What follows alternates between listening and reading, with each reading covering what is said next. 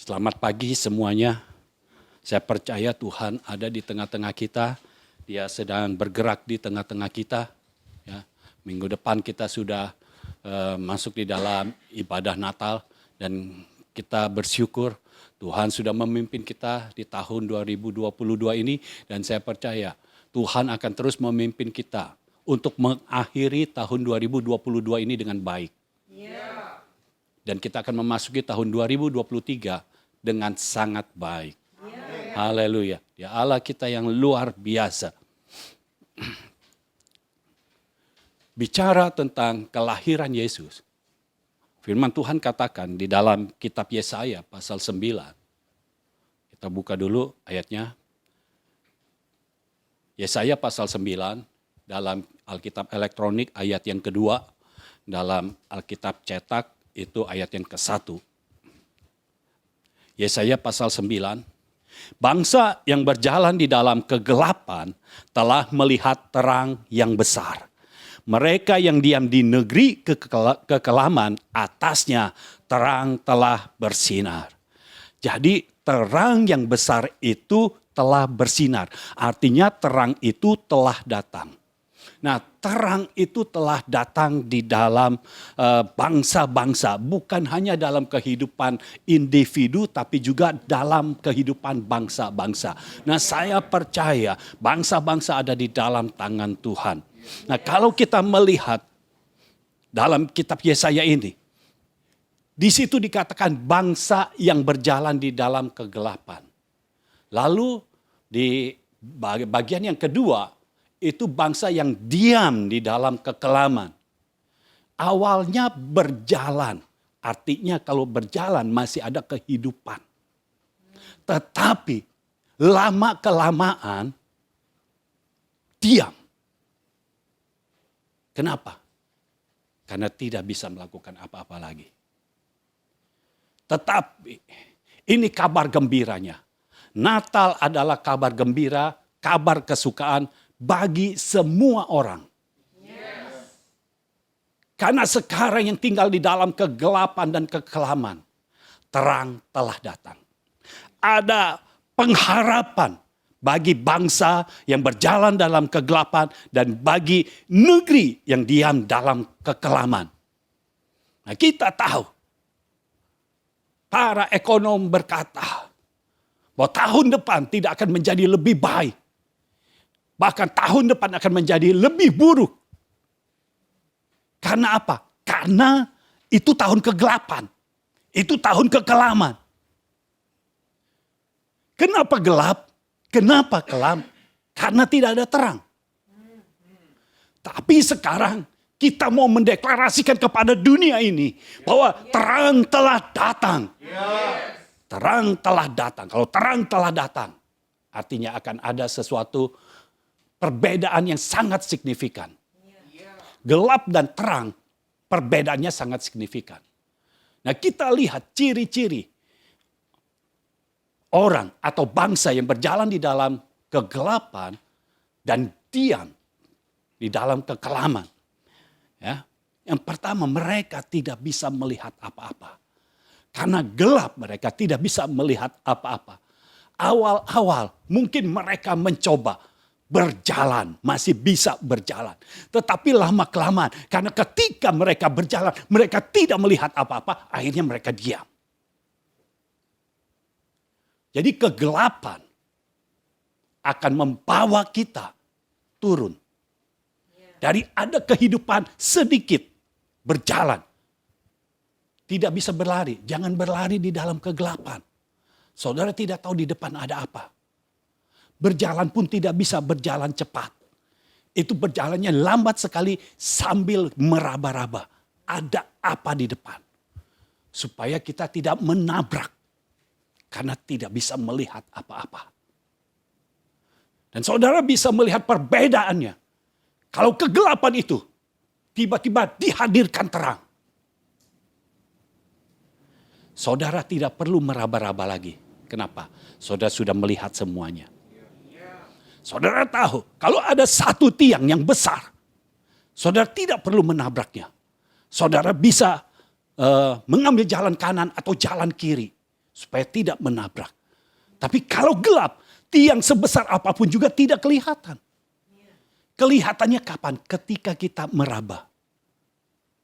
Atau kalau itu tidak teraba oleh tangan kita, ketika kita sudah menabraknya, baru kita tahu ada tiang. Tetapi tiangnya seperti apa? Kita juga tidak tahu. Tapi Tuhan mau supaya kita bisa melihat. Kegelapan membuat kita tidak bisa melihat. Mata yang tidak bisa melihat itu artinya tidak bisa memahami dan mengerti firman. Tetapi Tuhan mau buka mata kita. Supaya kita bisa melihat keselamatan yang berasal dari Tuhan. Saudara mungkin sekarang berkata, saya tidak bisa melihat apa-apa untuk masa depan saya. Tapi di dalam tangan Tuhan, saudara bisa melihat masa depan yang gilang gemilang. Karena di dalam tangan Tuhan, terang itu nyata. Ketika dikatakan dalam Yesaya 9 itu, bangsa yang berjalan di dalam kegelapan telah melihat terang yang besar. Tetapi sepertinya terang ini jauh. Terang ini belum melakukan apa-apa. Jadi bangsa yang gelap ini baru melihat terang yang besar. Tetapi hidupnya masih dalam kegelapan. Itu sebabnya di ayat selanjutnya, di bagian selanjutnya, mereka lebih terpuruk lagi. Padahal terang yang besar itu ada. Saudara pahami ini, terang yang besar itu ada. Betapapun gelapnya hidupmu, betapapun kelamnya hidupmu, terang yang besar itu ada. Apa yang perlu terjadi dalam hidup saudara? Mereka yang diam di negeri kekelaman, atasnya terang telah bersinar. Terang itu harus bersinar. Ketika terang itu tidak jauh dan dia bersinar, menyinari bangsa-bangsa, menyinari hidupmu, maka kegelapan tersingkir dengan sendirinya. Engkau tidak hidup lagi dalam kegelapan, engkau tidak hidup lagi di dalam kekelaman. Karena orang yang hidup dalam kegelapan, orang yang hidup di dalam kekelaman, mereka bukan hanya tidak bisa melihat apa-apa saja, mereka juga tidak tahu tujuan. Kalau saudara dalam kegelapan, saudara mau pulang, dari gereja saudara mau pulang, saudara tidak tahu. Mungkin begitu keluar dari pintu, saudara tahu harus ke kiri atau ke kanan. Tetapi setelah itu, saudara tidak akan tahu. Ini waktu mau belok ke kiri, ini sudah sampai apa belum? Sudah sampai belokannya apa belum? Karena kalau belum sampai belokannya, artinya saudara akan bisa menabrak tiang listrik, bisa menabrak pagar rumah orang. Orang yang tinggal di dalam kegelapan tidak tahu tujuan. Orang yang tinggal di dalam kekelaman tidak tahu tujuan. Itu sebabnya saat ini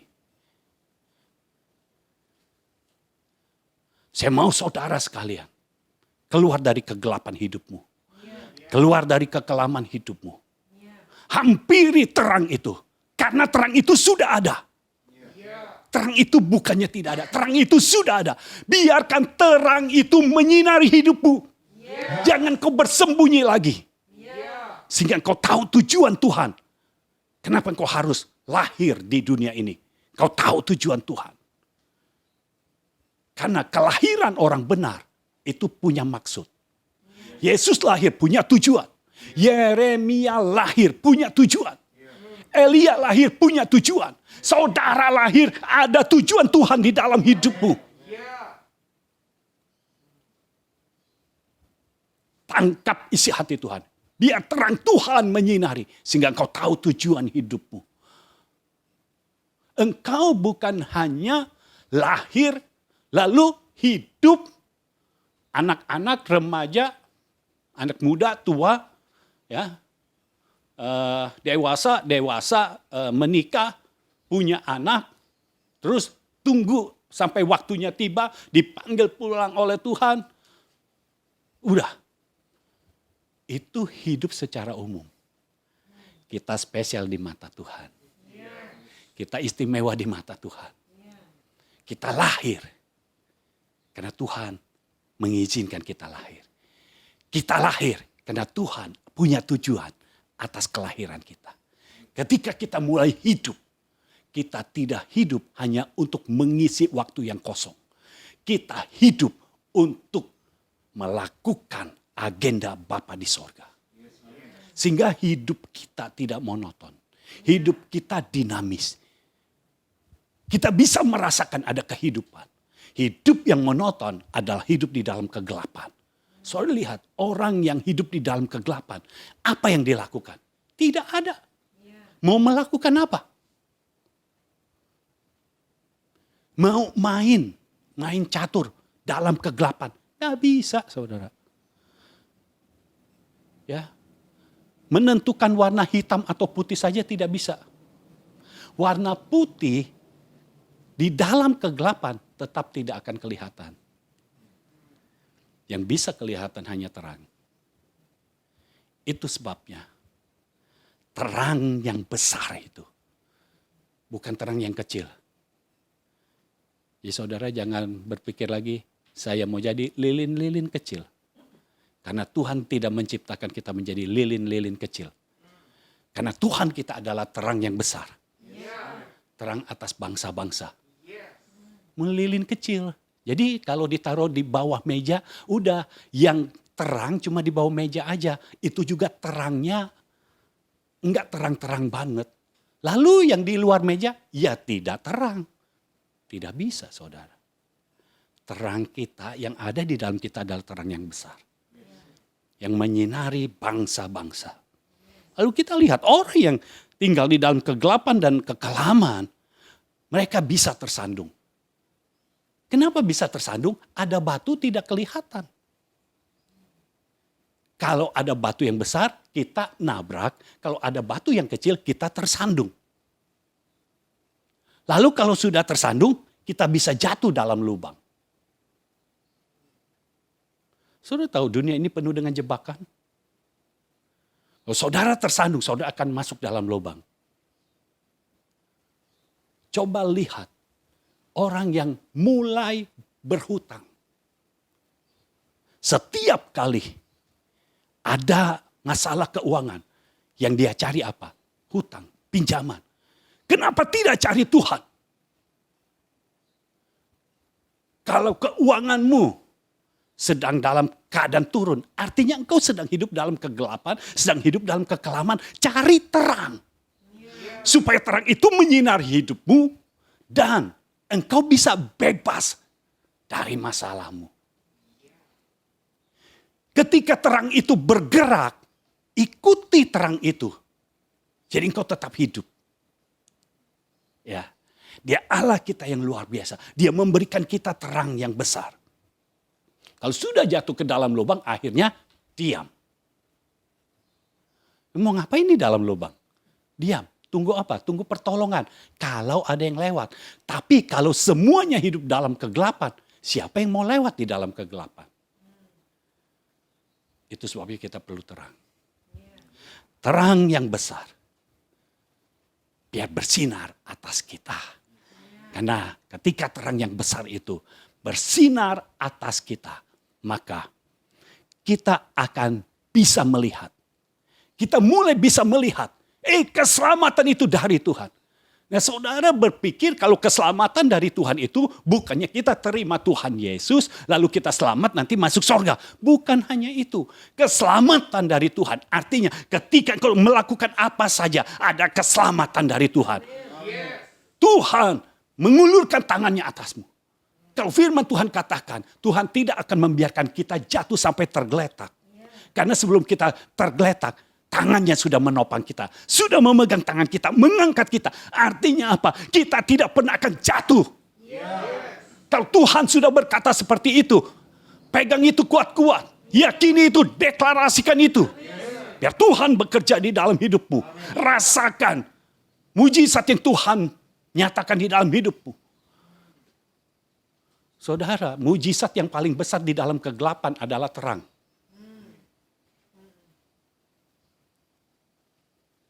Saudara jangan pikir mujizat tetap uang. Enggak. Saudara punya uang yang banyak, tapi dalam kegelapan mau kemana saudara? Saudara punya mobil yang bagus. Saudara mau nyetir kemana? Kan mobil terang. Ini lagi dalam kegelapan. Artinya apa? Lampunya mati. Saudara mau jalan kemana?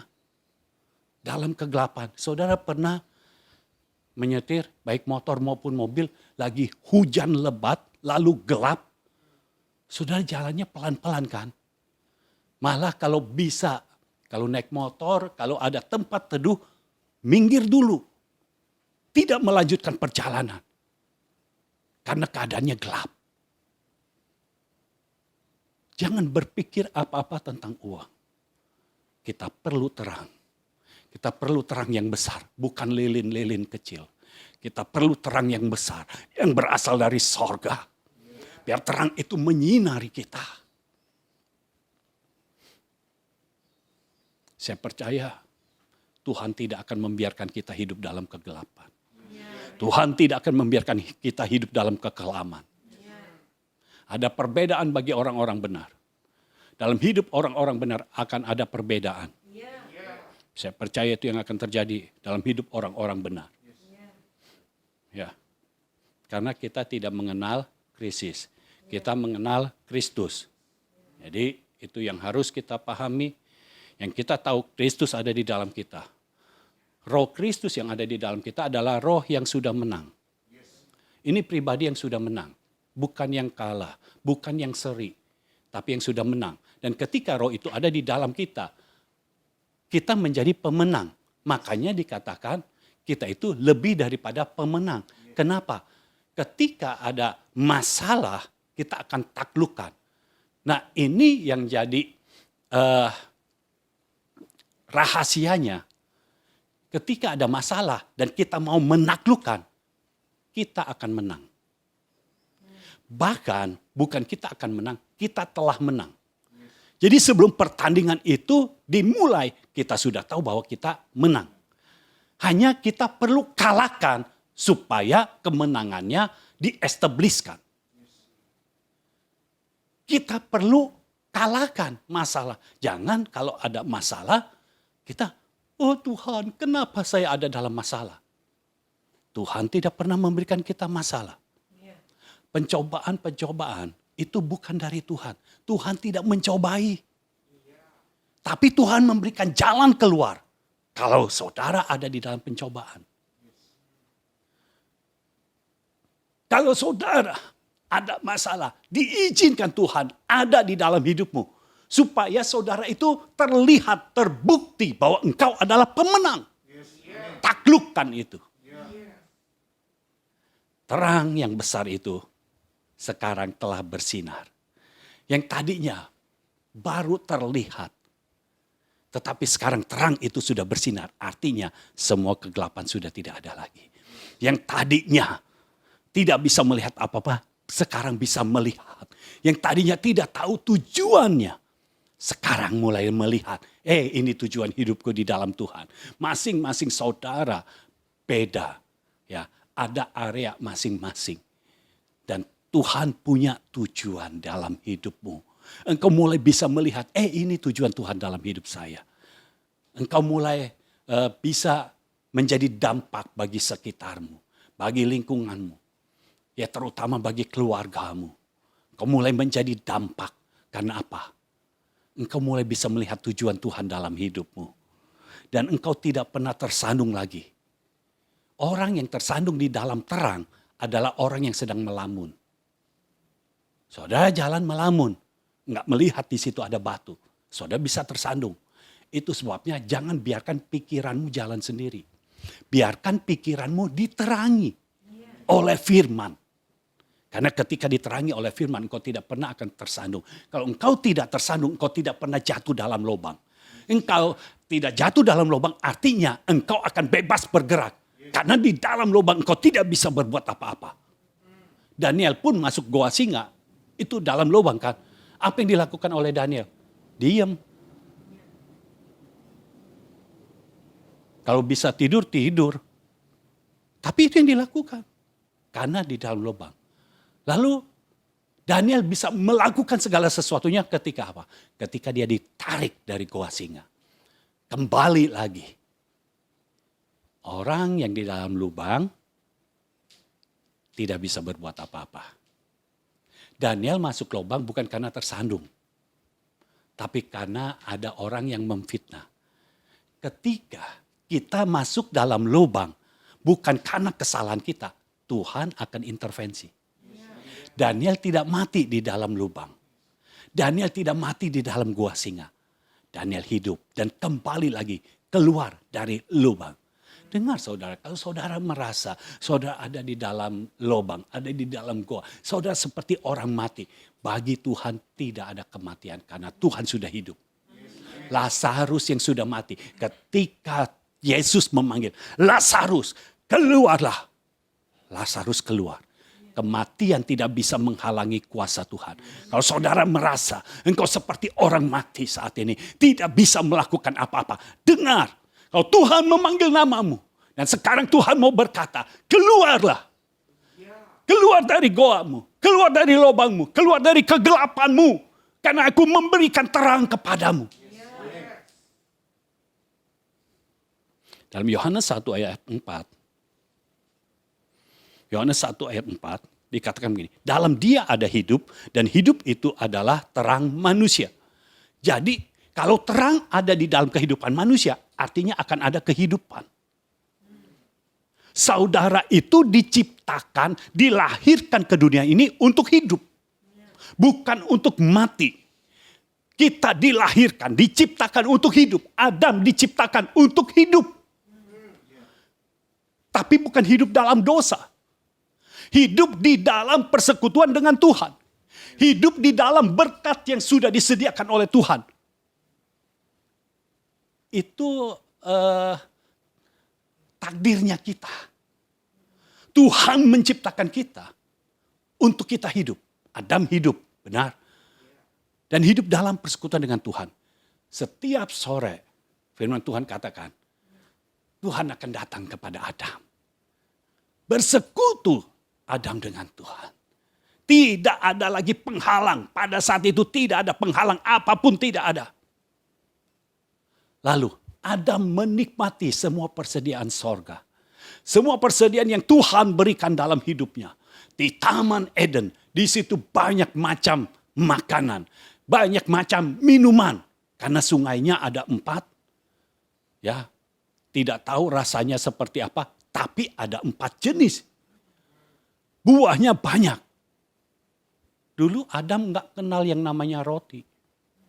Makanya buah. Dan semua buah ada di situ.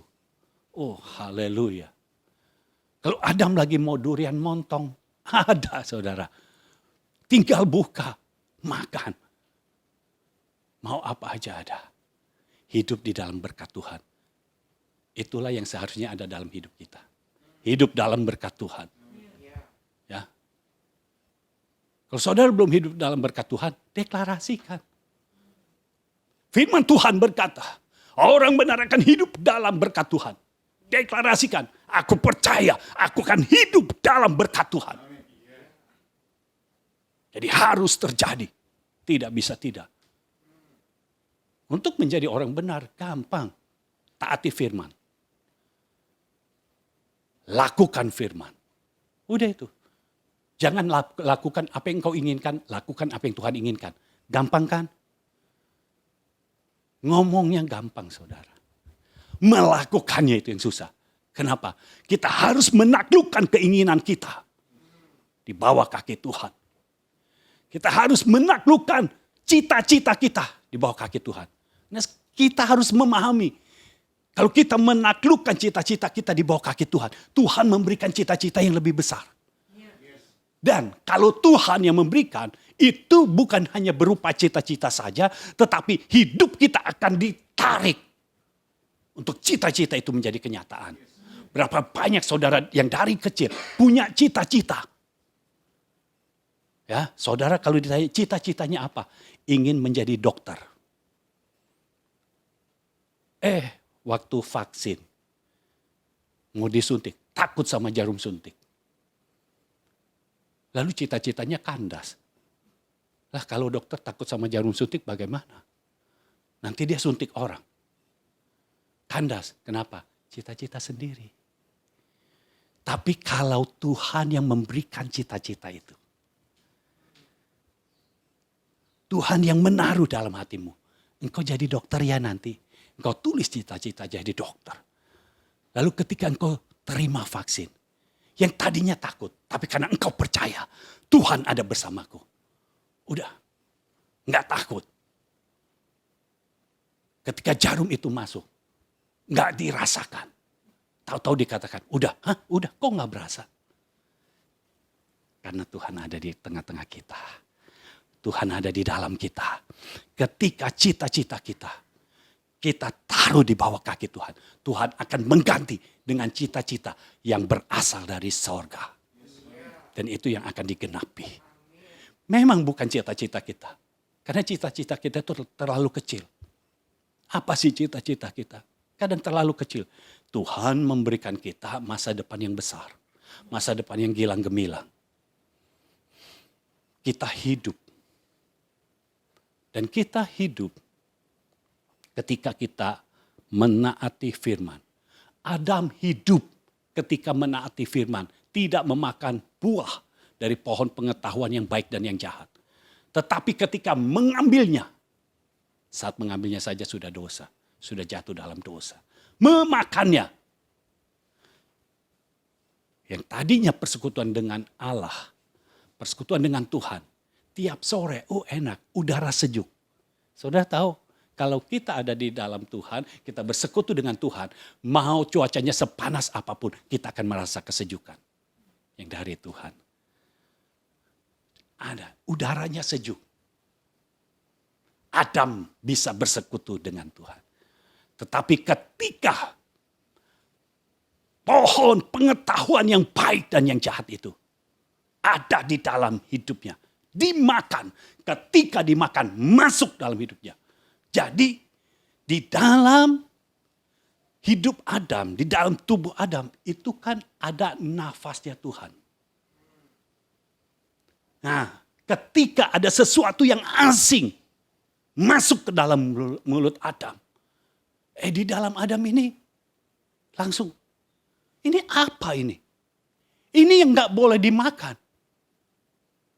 Yang perlu dimakan adalah buah dari pohon kehidupan. Kenapa ini sekarang buah yang lain? Ada sesuatu yang asing. Saya berharap saudara tidak memakan sesuatu yang asing.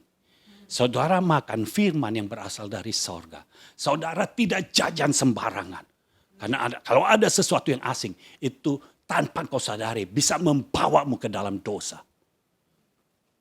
Adam jatuh dalam dosa.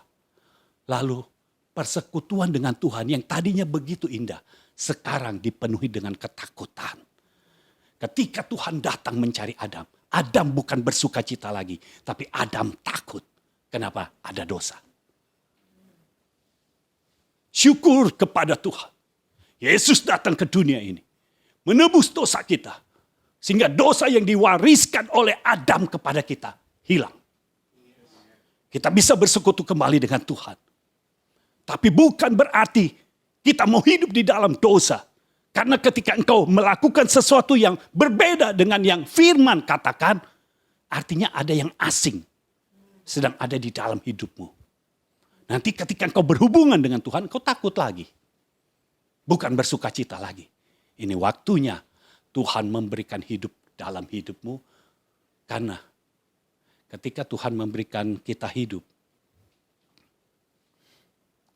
Artinya kita tidak akan mati. Kematian diberikan kepada pencuri.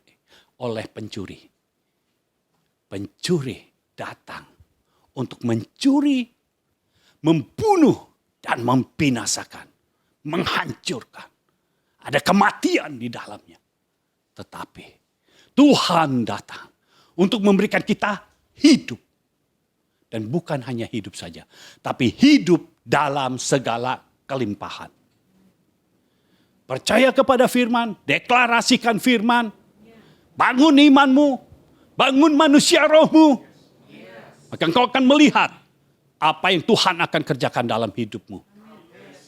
Karena apa yang tertulis tidak pernah tidak digenapi. Apa yang tertulis dalam firman, itulah yang digenapi. Apa yang diperdengarkan, firman yang diperdengarkan, itulah yang akan digenapi. Firman yang engkau ucapkan, itulah yang akan digenapi. Kenapa Goliat yang berkata 40 hari 40 malam. Goliat berkata-kata, tidak ada sesuatu pun yang terjadi. Tapi ketika Daud datang, Daud berkata kepada Goliat, aku akan membuat bangkaimu dimakan oleh burung-burung. Aku akan memenggal kepalamu. Ketika Daud berkata itu, apa yang dikatakan oleh Daud itu terjadi. Karena di dalam Daud ada Tuhan semesta alam. Dan Tuhan semesta alam itu, itulah Roh Kristus yang ada di dalam kita. Perhatikan, Tuhan memberikan kita sesuatu yang luar biasa. Jangan mau hidup lagi dalam kegelapan, jangan mau lagi hidup dalam kekelaman. Lalu ayat yang kelima dari Yohanes pasal 1. Terang itu bercahaya di dalam kegelapan dan kegelapan itu tidak menguasainya. Kalau saudara menerima terang itu, ya, terang yang adalah kehidupan itu, saudara menerima terang itu, maka terang itu akan bercahaya. Maksudnya bercahaya apa? Terang akan mengalahkan gelap. Jadi kalau saudara hidup dalam kegelapan, gak usah usir-usir gelap. Hadirkan terang, gelap akan pergi. Ketika terang datang, dia bercahaya. Artinya bercahaya, dia yang menguasai kegelapan. Terang yang menguasai kegelapan. Dan kegelapan tidak bisa menguasai. Orang yang hidup di dalam terang tidak bisa dikuasai oleh kegelapan. Itu sebabnya saudara, kalau saudara ya di dalamnya ada terang, karena Yesus adalah terang dunia. Nanti saya kasih ayat ya. Kalau di dalam kita ada terang dunia, engkau membawa terang itu kemanapun kau pergi. Dan terang itu akan bercahaya. Sehingga kegelapan sekecil apapun, kegelapan sekecil apapun tidak akan menguasai. Di mana engkau berada, biarkan terang itu bercahaya. Bagaimana bercahayanya? Hidup dalam firman. Bangun manusia rohmu. Ikuti firman. Lakukan firman. Maka terang itu akan bercahaya. Ketika terang itu bercahaya, kegelapan pergi. Kegelapan tidak bisa menguasai terang. Terang yang menguasai gelap. Lalu kenapa masih ada orang benar yang hidup dalam ketakutan? Ketakutan itu bagian dari kegelapan. Kita tidak hidup dalam ketakutan lagi karena apa? Terang itu ada di dalam kita. Kita tahu tujuan kita. Kalau kita tahu tujuan kita, kita tidak takut. Kita bisa melihat apa yang Tuhan sediakan dalam hidup kita. Kita bisa melihat apa yang firman katakan dalam hidup kita. Kita mengertinya, kita memahaminya. Apa yang harus ditakuti? Berjalan di dalam terang kita tidak akan takut.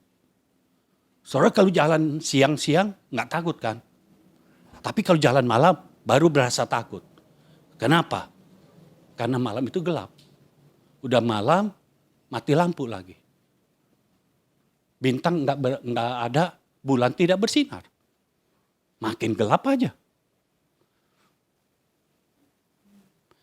Kegelapan membuat orang hidup dalam ketakutan. Tetapi Tuhan mau datang. Haleluya. Tuhan datang di dalam hidupmu. Melenyapkan kegelapan. Dan mencabut ketakutan itu dari hidupmu. Sehingga engkau tidak hidup dalam ketakutan lagi. Engkau tidak hidup dalam kekhawatiran lagi. Terang itu menerangi engkau. Sehingga pikiranmu menjadi terang. Sama seperti pikiran Kristus. Kau mulai bisa melihat, ini ada sesuatu yang besar Tuhan kerjakan. Lalu saudara melakukannya. Bukan saudara diam saja. Orang yang diam itu sama seperti orang yang jatuh ke dalam lubang. Orang yang ada di dalam kegelapan yang diam. Tapi orang yang tinggal di dalam terang hidup. Artinya ada sesuatu yang engkau hasilkan. Ada sesuatu yang Tuhan bekerja di dalam hidupmu dan engkau tahu bahwa Tuhan bekerja di dalam hidupmu. Lalu Kita lihat Yohanes 9 ayat yang kelima.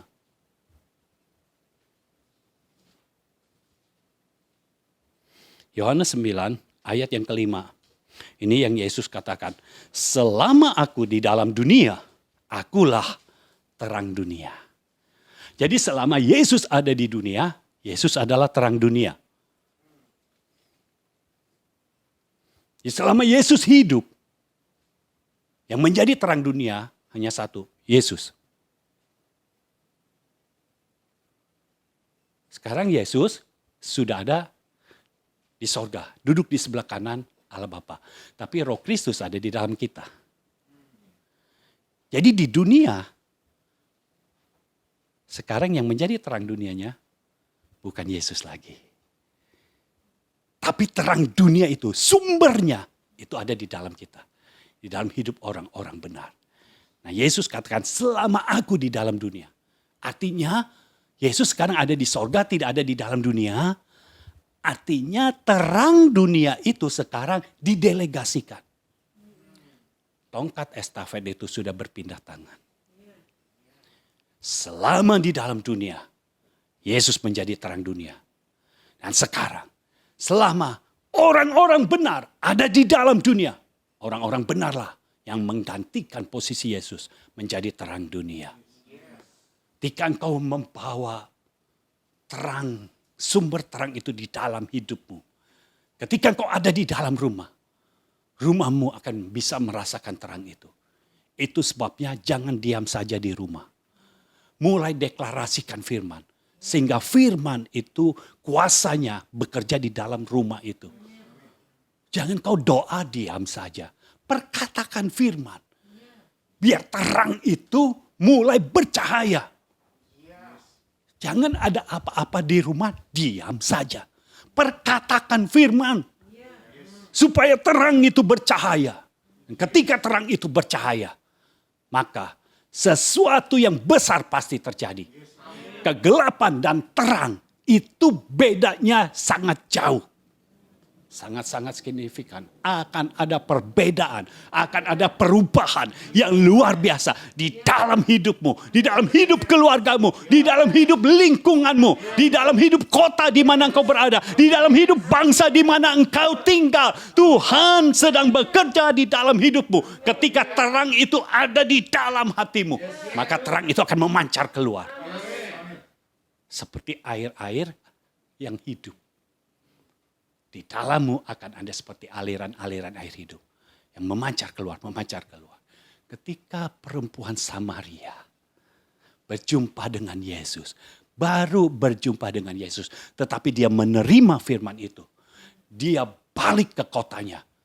Apa yang terjadi? Kota itu jadi terang. Mereka yang tidak pernah melihat juru selamat. Mereka yang tidak pernah melihat Nabi. Sekarang mereka datang kepada Yesus.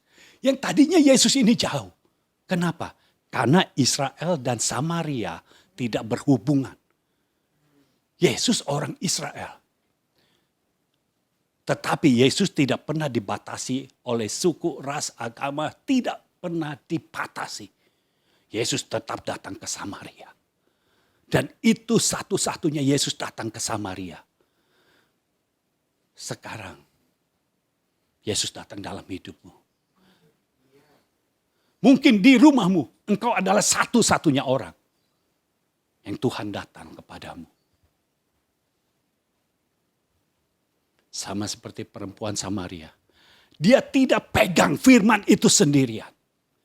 Dia tidak pegang pengenalannya akan Tuhan itu sendirian. Dia balik ke kota. Dia bicara kepada satu kota. Lalu satu kota itu mau tahu. Sehingga satu kota itu ketika berjumpa dengan Yesus. Mereka berkata, sekarang kami percaya. Bukan karena perempuan ini yang berkata kepada kami. Tapi kami percaya karena kami sudah berjumpa dengan engkau. Oh, saya percaya. Ketika saudara menerima firman itu. Ada di dalam hatimu. Dan engkau bertindak. Maka Orang-orang yang di sekitarmu akan berkata, aku percaya bukan karena engkau yang mengatakannya lagi. Tetapi aku secara pribadi berjumpa dengan Tuhan. Berjumpa dengan Yesus. Aku berjumpa dengannya. Tuhan memakai engkau dimanapun engkau berada.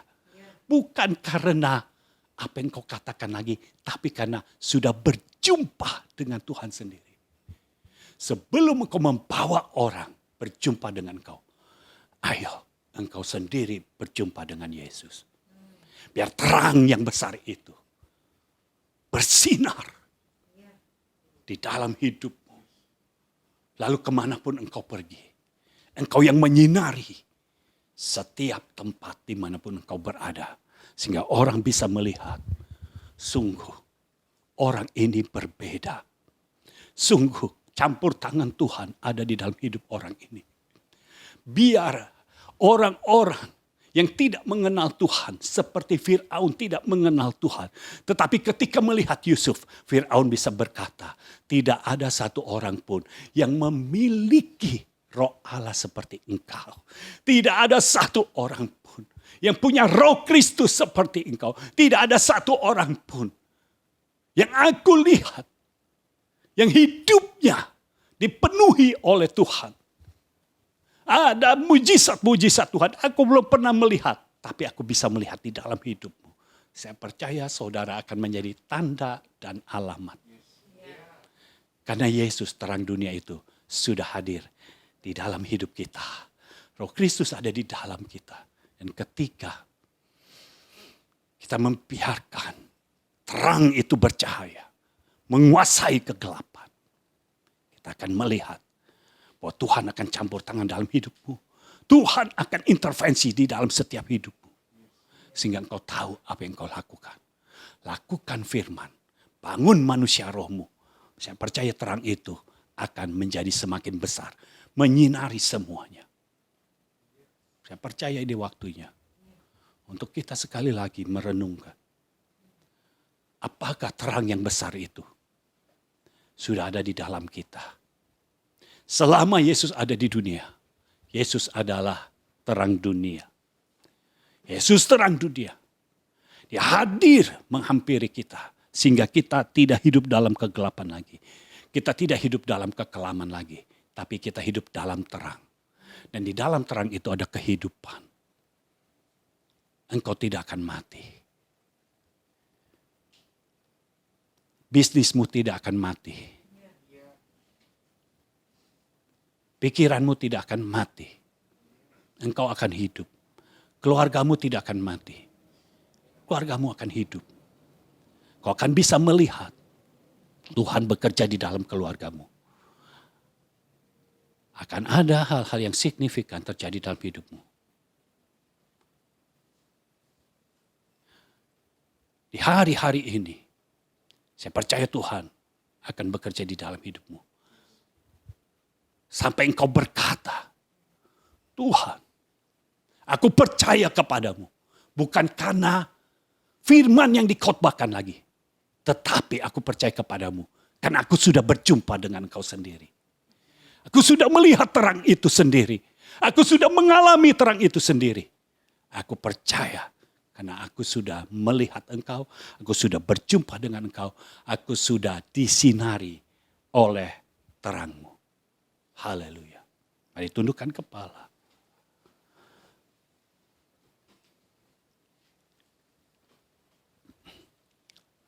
Beri waktu untuk Tuhan menjamah engkau saat ini. Izinkan Dia yang menjamah engkau. Biar hidup kita persembahkan ke dalam tangan Tuhan. Sehingga terang yang besar itu ada di dalam hidup kita. Terang yang besar itu ada di dalam kita. Dan kita membawanya kemanapun kita pergi. Haleluya. Haleluya. Arahkan pikiranmu kepada Tuhan. Jangan biarkan pikiranmu melayang-layang. Arahkan pikiranmu kepada Tuhan. Saya percaya akan ada hal-hal yang ajaib yang akan Tuhan kerjakan di dalam hidupmu. Haleluya. Haleluya. Ya, tangan Tuhan sendiri yang bekerja dalam hidupmu. Mengubahkan kehidupanmu. Mengubahkan yang tidak baik menjadi baik. Mengubahkan yang baik menjadi sangat baik. Tuhan yang memiliki segala sesuatu. Tuhan yang berkuasa dan berdaulat ada di tengah-tengah kita. Kalau Dia menjamah kita, engkau membuka hatimu dan membiarkan Tuhan menjamah engkau, maka apa yang ada di dalam hidupnya mulai ada di dalam hidupmu. Haleluya. Bapa, kami mengucap syukur untuk firman-Mu pada hari ini.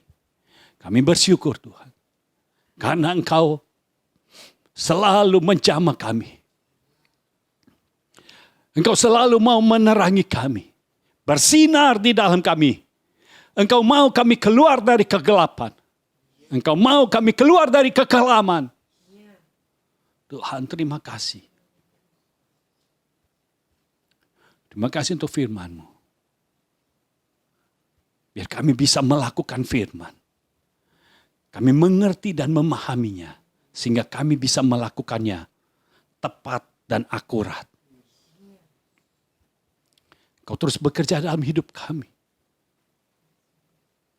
Nyatakan isi hati-Mu di dalam kami Tuhan. Sehingga kami melakukan segala sesuatu. Untuk tujuan-Mu. Bukan untuk tujuan kami. Tapi tujuan-Mu. Menghadirkan kami di bumi ini. Tuhan bekerja, menjamah kami. Terima kasih Bapa.